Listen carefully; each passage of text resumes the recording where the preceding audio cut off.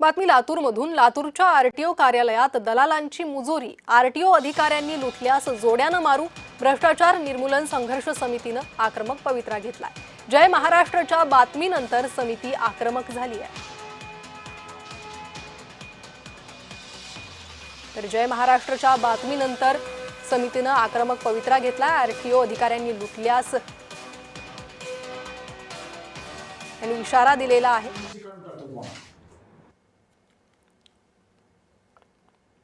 जय महाराष्ट्रच्या बातमीनंतर समितीचा हा आक्रमक पवित्रा। कुठल्याही गरीब माणसाला, कुठल्याही महाधारकाला जर हा भ्रष्ट अधिकारी जर त्रास देत असेल तर त्याला मी जोड्यानं मारीन।